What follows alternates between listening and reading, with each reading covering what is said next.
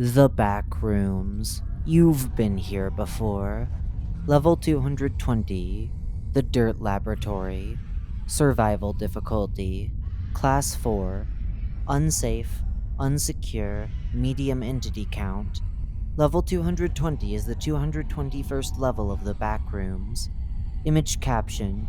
Only recovered image of level 220.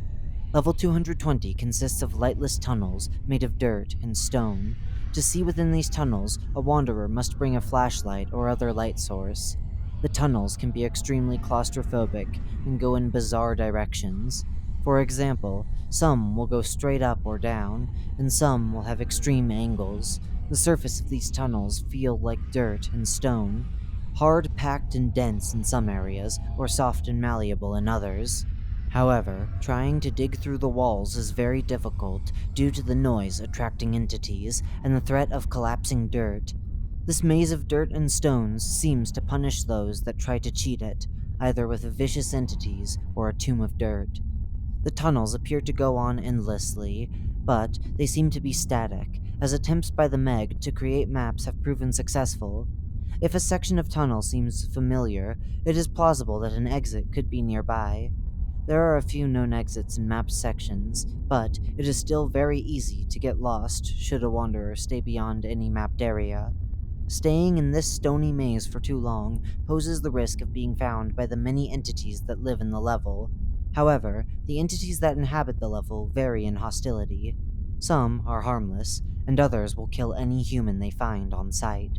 There are clumps, hounds, and chimeras, chimeras being one of three entities unique to this level, and the most common entity to find. The other two unique entities function as a pair, with only one of each in the backrooms, these being the self-named Dr. Belafron and his strange dog-like personal chimera, known as Pegasus. They explore the level, Dr. Belafron illuminating the dark tunnels with his lantern, and Pegasus using his keen nose to sniff out potential victims, which the good doctor turns into horrid chimeras. Entities. The chimeras. The chimeras appear to be made of mismatched animal and even entity parts, to include clumps, hounds, facelings, skin stealers, bone thieves, dullers, death rats, plague goblins, dentists, wranglers, carnies, servants, jackoburgers, and even machina in older chimeras, crudely stitched and stapled together and suffering in their horrid forms. They seem to live in constant pain, as it appears they have been Frankensteined together. Chimeras can be completely harmless or viciously hostile. Some are so aggressive that they will even attack other chimera. Whether a chimera will be friendly or murderous is completely up to chance. Wanderers have documented a few chimera that were friendly enough to be closely observed. They report that some chimera don't have a discernible front or back, and some don't even have a recognizable head. Before the discoveries made by Kida T, there were only speculations on the nature and purpose of the chimeras. It was thought that the chimeras were being made, as some of them seemed more quote-unquote fresh than others, but there was no real idea about who or what was making them. Many who enter the level do not return, so evidence about the chimeras was limited. Some researchers in the Meg made the bold claim that the chimeras were an attempt to meld human and animals together, but this theory was dismissed as being far-fetched. However, research by Kida T has led some credence to this theory. Pegasus. Pegasus appears to be an exceptional chimera, and it possesses greater intelligence than any other chimera, and can track anything within the endless maze of dirt using its keen scent. It has the head of a Doberman dog, functionless wings from an eagle, a torso of a leopard, and an assortment of legs from different animals, including a pig, a Komodo dragon, an ape, and a kangaroo. Lastly, its tail is that of a horse. Pegasus is notably more well put together than other chimeras, able to walk and run smoothly in comparison to the less fortunate chimeras, who shamble in a grotesque manner. Pegasus obeys any command given to it by its master, Dr. Belafron. Should Dr. Belafron command Pegasus to attack, Pegasus will do so. It is not known if Pegasus can navigate the level on its own or not, but if Pegasus is spotted, Dr. Belafron is not far behind. Dr. Belafron. This entity appears to be the only one able to navigate this level gracefully and effectively, a tall but frail figure in a white cloak. The doctor is described as wearing a white Grim Reaper's cloak that has pockets like a doctor's coat. His face cannot be seen under the hood due to low light and a large hood, but his limbs are visibly thin and pale, with veins clearly showing under the sickly, tight skin, even in the low light of his lantern. His lantern lights his way, and he is consistently speaking or otherwise making sound as he explores. The lantern appears to never dim or brighten, a long stick with a glass box inside a metal frame hanging from the top that is a constant source of never-ending light. He has spared the life of only one known explorer from the Meg, even having a conversation with her. This explorer, Kida T, described Dr. Belafron and Pegasus in detail in her logs when she met him, these logs being the only record of the Doctor and his horrible companion. Dr. Belafron claims to create the abominations that shuffle around the dirt corridors of level 220, his laboratory, in a faraway section that only he knows the way to. Kida T took the opportunity to learn as much as she could about the entities in question, asking as many questions as she could think of in the time she managed to converse with Dr. Belafron. In the logs, the self-proclaimed doctor refused to divulge his methods of creating the chimeras, and instead says he expects to find a successor that can find their own way. At this point, Kida T voluntarily ended the conversation, apparently not pleased with this development. She has been asked what the entity could possibly mean in their conversation, but she refused to answer. Researchers within the Meg are forced to only speculate instead. The two log transcripts that had been recorded in level 220 are below, and are the last two logs that Kida T ever recorded for her personal log series into her expeditions for the Meg. Logs. The two log transcripts that had been recorded in this location are below, and are the last two logs that Kida T ever recorded for her personal log series in her explorations for the Meg. Kida T has allowed the Meg to listen to these logs for insight in level 220. Open logs. Kida T 10/21/21. Level 220. The Dirt Laboratory. K. Log 54. I was sent to try expanding the maps of level 220 today, and this endless dirt is making me claustrophobic. I've been in this maze for about 3 hours now, and it sucks.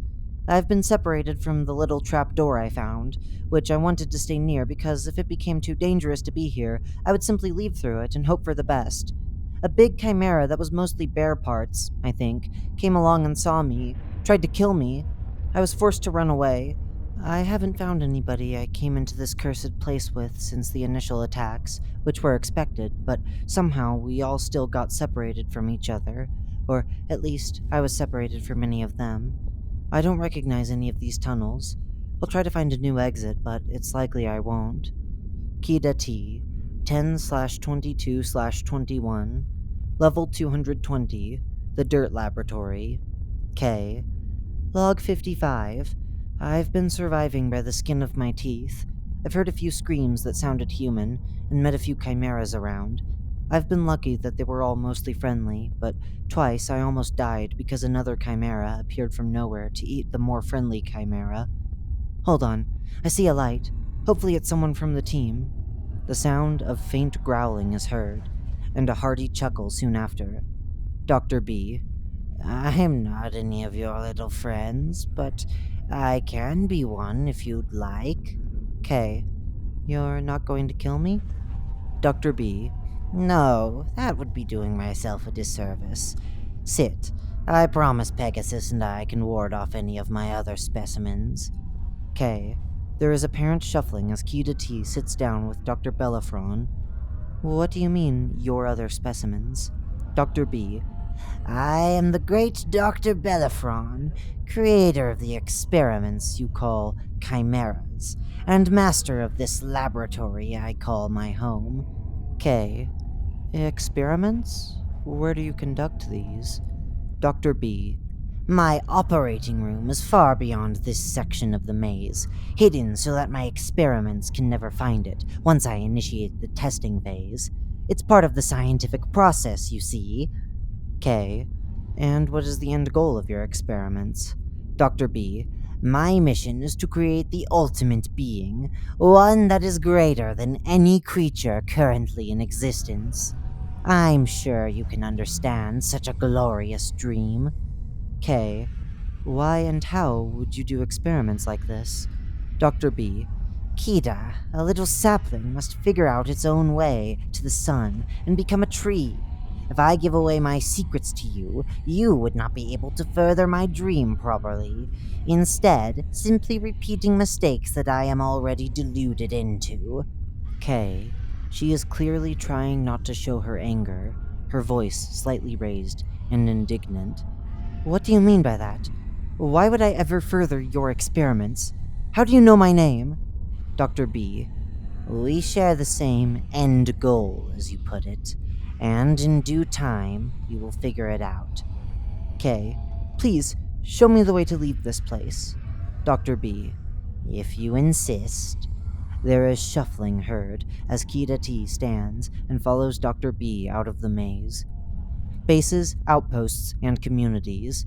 There are no bases, outposts, or communities due to limited sources of consistent power for light and constant attacks by chimera entities and the occasional hounds and clumps. Many mapping efforts have been made to find the doctor's lab, hoping to make it a safe space given the logs detailing that chimeras cannot reach the lab after creation. Entrances and exits. Random trapdoors into level 220 will appear in level 8, cave systems, apartments in level 13, the infinite apartments, and even in some places around level 215, harborside view.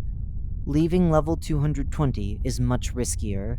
Even though trapdoors are fixed in certain sections of the level, they teleport wanderers to a random level upon entry.